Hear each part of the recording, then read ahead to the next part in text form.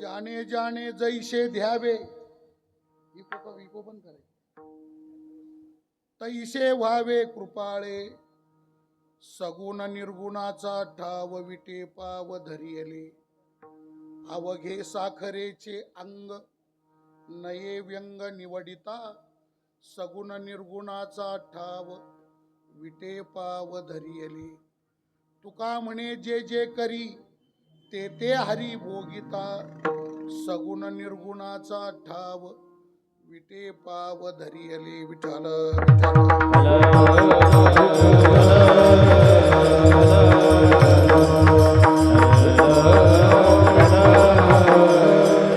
पांडुरंगा करू प्रथम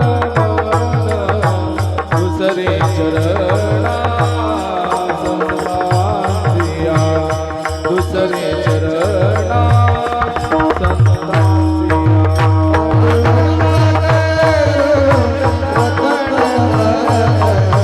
दुसरे चरणा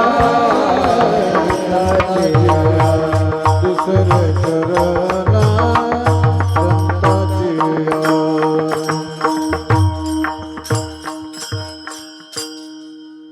जयांचे केलिया स्मरण होय सकळ विद्येंचे अधिकरण तेची वंदू श्री चरण श्री गुरूंचे तेचे नमस्कारोनी आता जाणे जाणे जैसे ध्यावे तैसे व्हावे कृपाळे सगुण निर्गुणाचा ठाव विटे पाव धरियले थोडा इकडे घेता गेला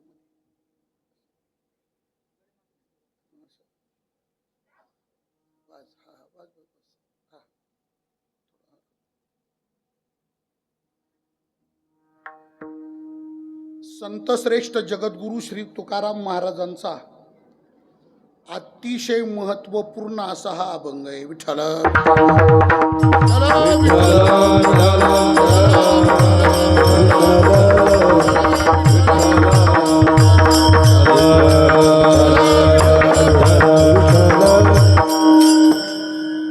या अभंगामध्ये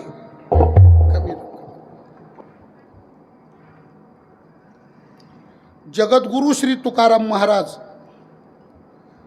एक अतिशय महत्वाच्या विषयाचा निर्वाळा देतात. काय निर्वाळा देतात तर परमात्मा स्वरूपाने नेमका कसा आहे, परमात्म्याचं नेमकं स्वरूप कसं आहे. सृष्टीच्या आदी काळापासून ही मानवजात ज्या परमात्म्याची भक्ती उपासना करीत आली तो परमात्मा भक्तिशास्त्राच्या दृष्टीनं स्वरूपाने नेमका कसा आहे त्याच्या स्वरूपाचा निर्वाळा देतात या अभंगामध्ये जगद्गुरु तुकोबाराय विठ्ठल.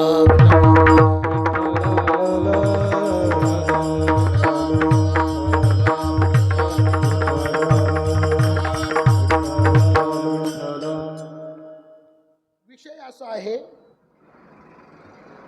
का सृष्टीच्या आदी काळापासून मनुष्य म्हणजे मानव त्या भगवंताची उपासना करतो आहे, भक्ती करतो आहे आणि मग त्या भगवंताच्या स्वरूपाचा निर्वाळा देण्याची वेळ का यावी, प्रसंग का निर्माण व्हावा. तुकाराम महाराजांना देव स्वरूपाने नेमका कसा हे समाजाला का सांगावं लागावं याचं कारण काय. कारण उपासना तर आधी काळापासून चालली, आपल्या करोडो वर्षापासून सृष्टीच्या आधी काळापासून त्याची जर उपासना सुरू आहे तर मग ज्या अर्थी उपासना चालू आहे त्या अर्थी त्याला स्वरूप आहे, स्वरूप आहे म्हणून तो उपासना चाललेली आहे. मग स्वरूप आहे म्हणून त्याची उपासना आधी काळापासून जर चालत आलेली असेल तर आता तुकाराम महाराजांना कलियुगात तो परमात्मा स्वरूपाने नेमका कसा आहे असं सांगायची वेळ काय आली.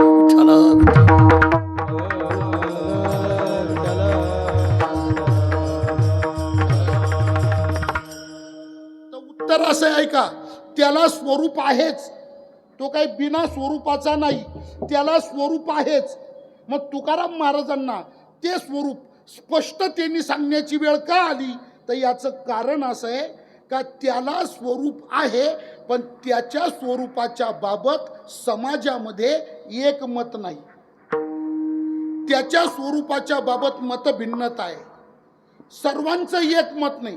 हा जगाचा मालक परमात्मा नेमका त्याचं स्वरूप असं त्याच्याबद्दल एक मत सर्वांचं नाही.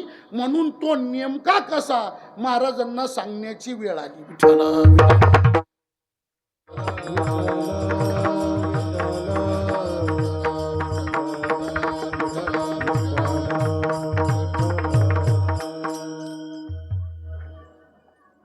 ऐका बरं का, वेदांत शास्त्राच्या दृष्टीनं ईश्वराच्या स्वरूपात 4 भेद केले.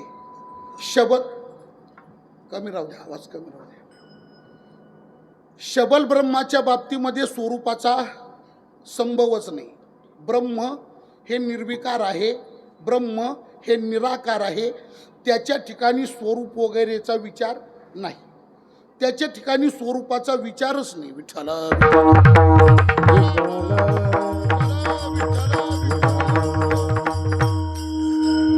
ऐका, त्याच्याबद्दल बोलताना संतश्रेष्ठ निळोबाराय काय बोलले? ब्रह्माच्या बद्दल बोलताना निळोबाराय असं बोलले. ऐका काय?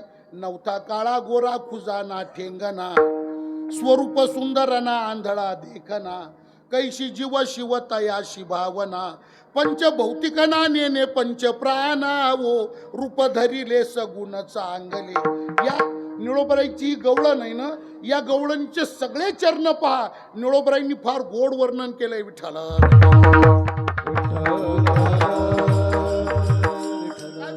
नवथा काळा, नवथा गोरा, नवथा खुजा, नवथा ठेगना, नवथा स्वरूप सुंदर, नवथा आंधळा, नवथा देखना, नवथी जीवाची भावना, नवथी शिवाची भावना, नवथे पंचप्राणाचे संबंध. या सर्वांच्या पलीकडे जे तत्व त्याला शबल ब्रह्म म्हटलंय. म्हणजे ब्रह्माच्या ठिकाणी स्वरूपाचा संबंध नाही, स्वरूपाचा विचारच नाही.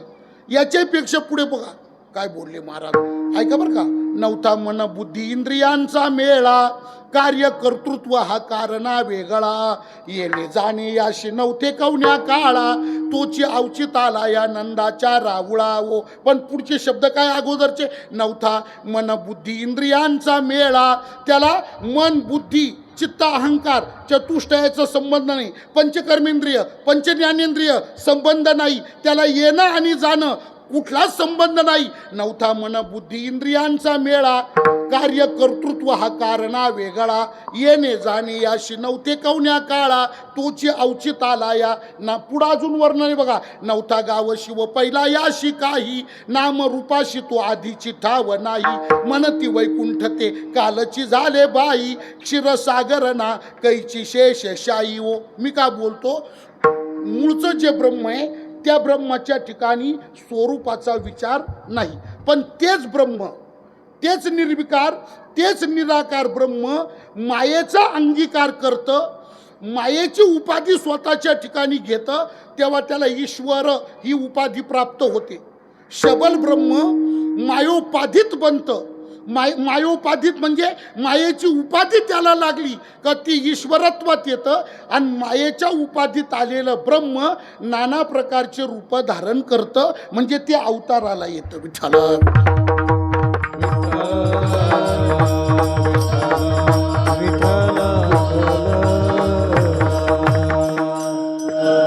मास ऐका, ऐका बरं का, ब्रह्माचे 2 प्रकार इथं झाले.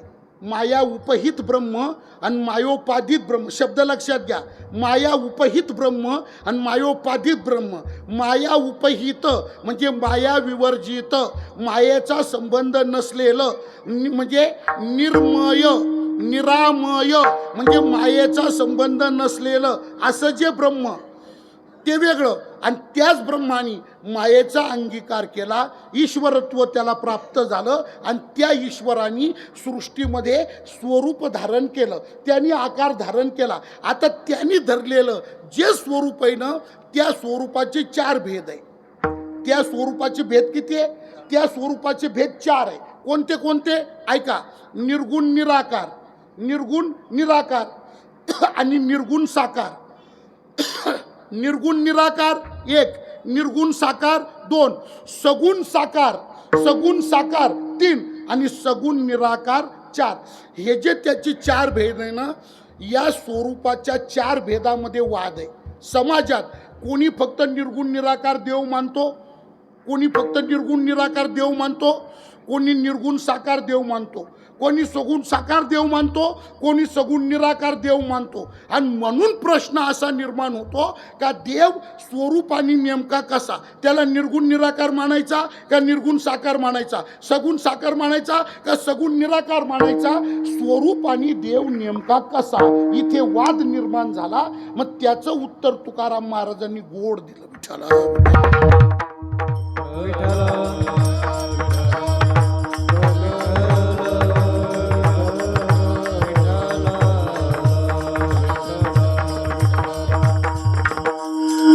आता परत ऐका, हे 2 मतप्रवाह आता आधीपासून आहे. सृष्टीच्या आदिकाळापासून 2 मतांचा प्रवाह वाहतो आहे. समाजामध्ये 2 प्रकारचे मत आहे. 2 प्रकारचे मत. कोणते मत? एक मतप्रवाह असं म्हणतो देव आहे, एक मतप्रवाह काय मानतो देव आहे, आणि दुसरा मतप्रवाह म्हणतो देवच नाही. 2 नंबरचा मतप्रवाहाचं मत काय? त्यांचं म्हणणं काय? देवच नाही. त्याला 2 नावं दिले. देव नाही असं मानणारा जो वर्ग त्याला म्हणतात नास्तिक, आणि देव आहे असं मानणारा जो वर्ग त्याला म्हणतात आस्तिक. समाजामध्ये काही माणसं आस्तिक आहे आणि काही माणसं नास्तिक आहे. विठ्ठला विठ्ठला.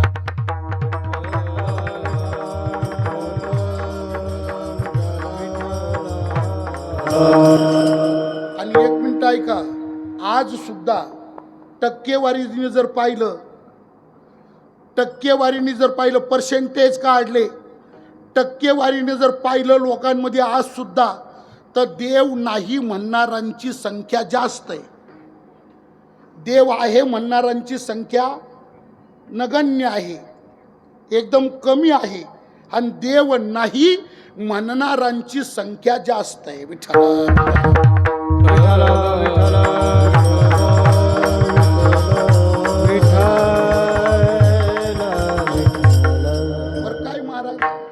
त्या नास्तिकाला तुम्ही युक्ती प्रयुक्तीनं किती पटवण्याचा प्रयत्न करा, किती त्याला समजून सांगा, जंग पछाडा, जीवाचं रान करा, फार डोकं आपटा त्याच्या पायावर, त्याला किती युक्त्या सांगायचा प्रयत्न करा देव आहे म्हणून, तरी त्याचं मत एकच, देव नाही म्हणजे नाही. आपुलाली मती पाखंडिया, आपुलाली मती पाखंडिया,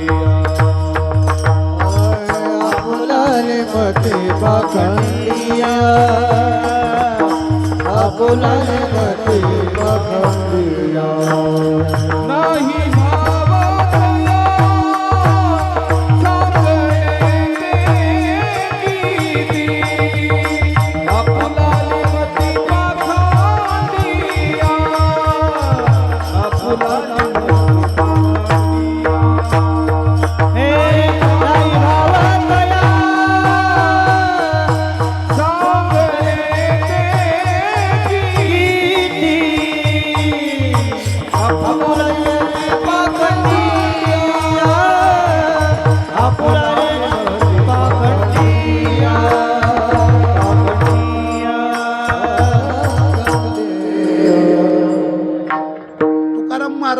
हे पण खरंच आहे.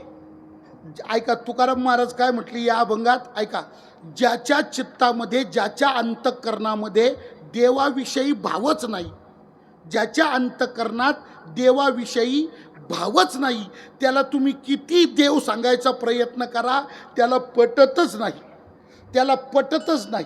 नाही भाव तया सांगणे ते किती नाही भाव. म्हणून तुम्हाला एक सांगू का, सांगणाऱ्यांनी सुद्धा देव आहे हे सांगायचं ठरलं तर सांगणाऱ्यांनी सुद्धा अशांनाच सांगावं ज्याला पटल, आला ज्याला पटतच नाही.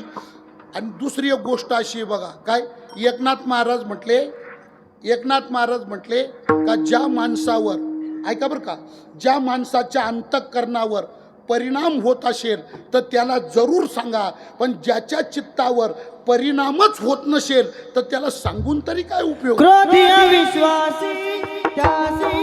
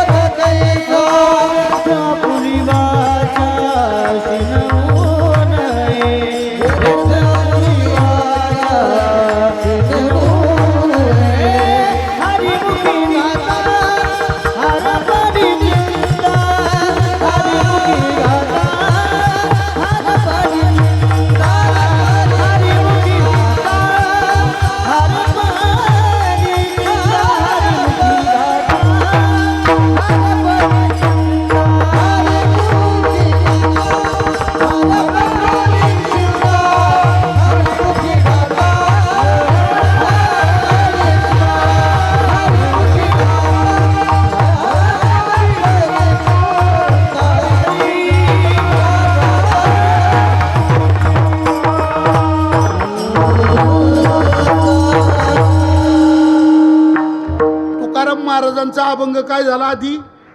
नाही भावत चित्ती, बरोबर ना महाराज? नाही भावतया सांगण येते किती, तुकोबाराय बोल. त्याच्यापेक्षा एकनाथ महाराज स्पष्टच बोलले. आता काय बोलले ऐका? क्रोधी अविश्वासी त्याशी बोध कायचा. जो क्रोधी आहे म्हणजे देव म्हटलं की ज्याची तळाच्या आग मस्तकाला राहते, देव म्हटलं की ज्याचा तिळपापड होतो, देव म्हटलं का तो टना टना उड्या मारतो, मानितच नाही क्रोधी. आणि त्याचा विश्वासच नाही वेदावर आणि संत वचनावर, ज्याचा विश्वासच नाही, क्रोधी अविश्वासी, त्याला सांगून तरी काय उपयोग होईल? त्याशी बोध कायचा.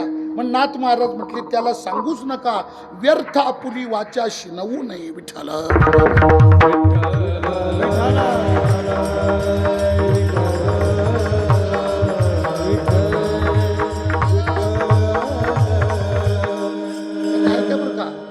अशांना सांगायचा प्रयत्न केला ना, त्याच्यावर चांगला परिणाम होत नाही. अशांना सांगायचा प्रयत्न केला त्याच्यावर चांगला परिणाम होत नाही, मग परिणाम उलटा होतो. त्याच्यावर सांगण्याचा, चांगल्या बोलण्याचा उलटा परिणाम होतो. उलटा म्हणजे कसं काय? ते सांगणारावर डोळे वाटारतं, सांगणारालाच माघारी बोलतं, काय काय ते सांगणारालाच मारायला धावतात, म्हणजे त्यांच्यावर परिणाम उलटा होतो. विठ्ठल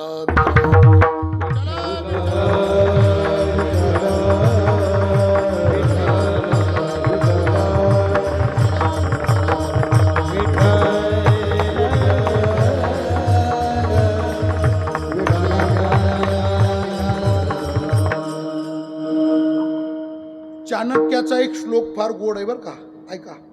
चाणक्य लिहितात, विठ्ठल विठ्ठल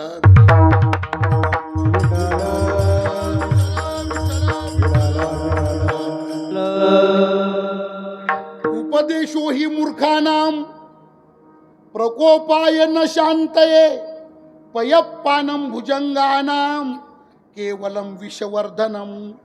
उदाहरणासहित चाणक्य नीतीत आलंय. काय बोलले चाणक्य ऐका? उपदेशो हि मूर्खानाम, अशा मूर्खाला, अशा नास्तिकाला तुम्ही चांगला उपदेश किती सांगा, किती डोस पाजा, त्याच्यावर उलटा परिणाम होतो. उपदेशो हि मूर्खानाम पण प्रकोपाय न शांतये. कशाप्रमाणे? उदाहरण दिलं, पयप्पानम भुजंगानाम केवलम विषवर्धनम. मला तुम्ही विचार करून सांगा, सापाला किती लिटर दूध पाजलं म्हणजे त्याचं अमृत होईल? बोला, सापाला किती दूध पाजलं म्हणजे त्याचं अमृत होईल? अरे सापाला किती दूध पाजा, परिणाम एकच, विष विष आणि विष. तसं मूर्खाला किती ब्रह्मज्ञान सांगा, परिणाम एकच, ते उलटणं, सांगणारावर उलटणं. एवढा त्याच्या ऐसा माजल्याचा गुण,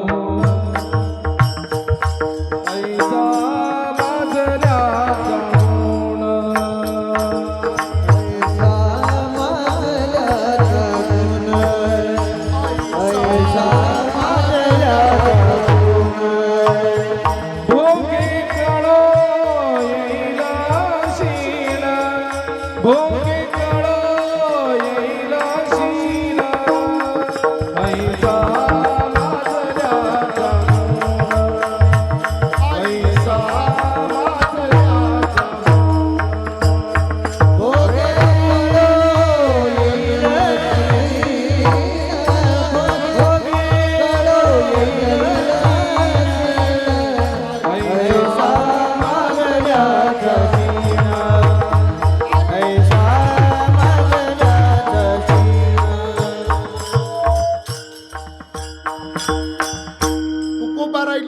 ऐसा माजल्याचा गुण, भोगे कळो येईल सीन, पण ऐसा माजल्याचा.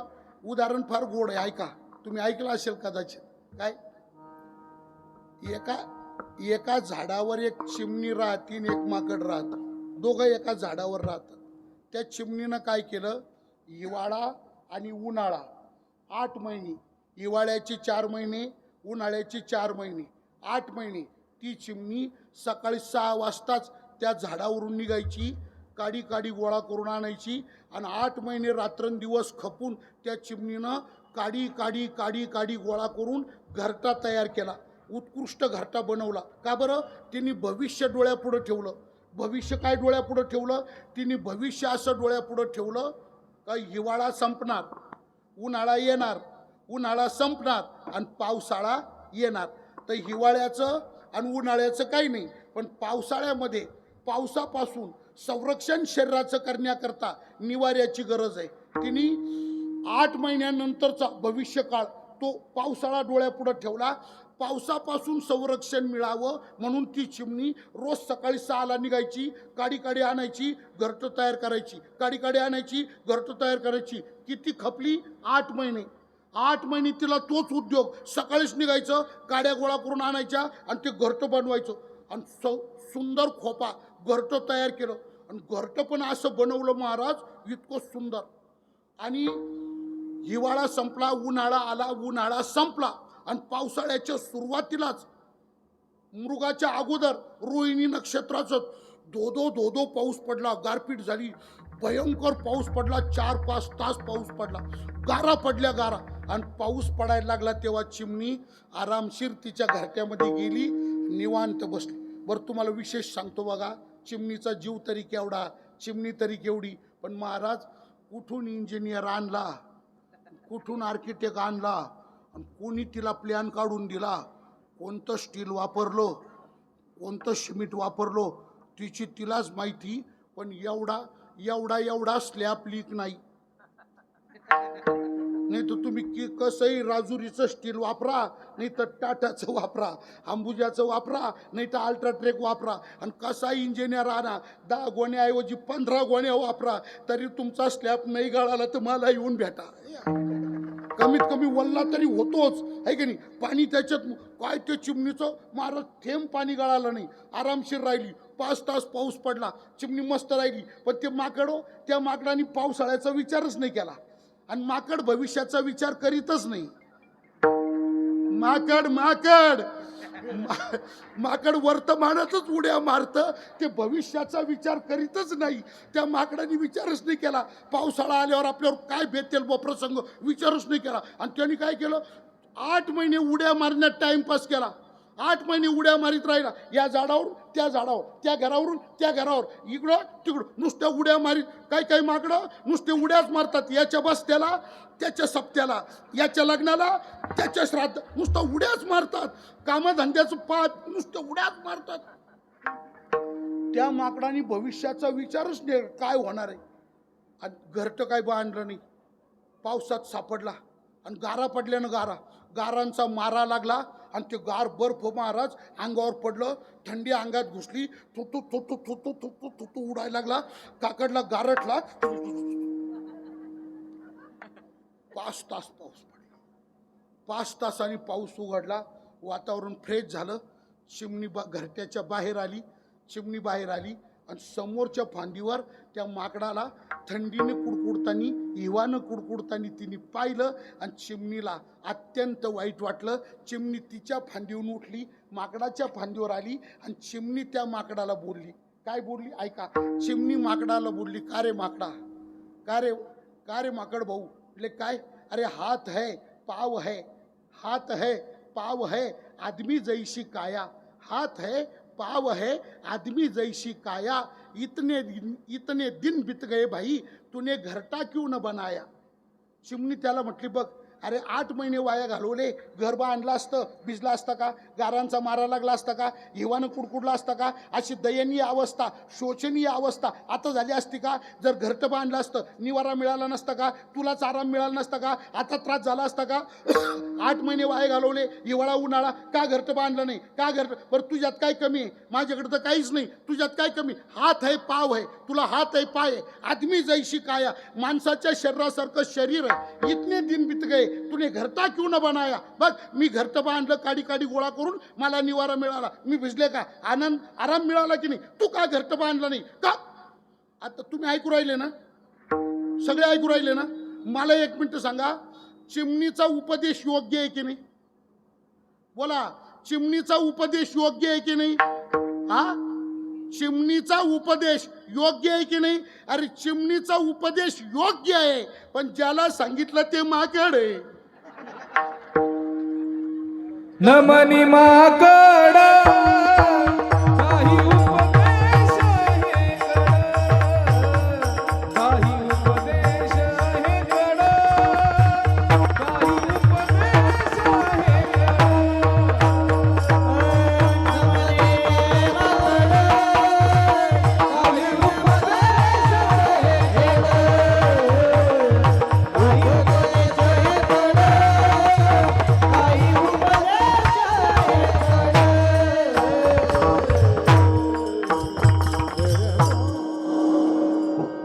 काय गोड लिहिलं महाराजांनी पा. न मनी माकड, न मनी माकड काही उपदेश हेकड. माकडाला उपदेश चालत नाही. अरे चिमणीचं सांगणं योग्य आहे. चिमणीचं सांगणं, तू घर बांधलं असतं, निवारा मिळाला असता, मी बांधलं, मला आराम मिळाला, आणि तू का नाही घर सांगणं योग्य आहे. चिमणीचं सांगणं योग्य आहे, पण ज्याला सांगितलं ते माकड आहे. माकडाला उपदेश चालत नाही. अहो त्या चिमणीच्या चांगल्या सांगण्याचा त्या माकडावर उलटा परिणाम झाला. उरफाटा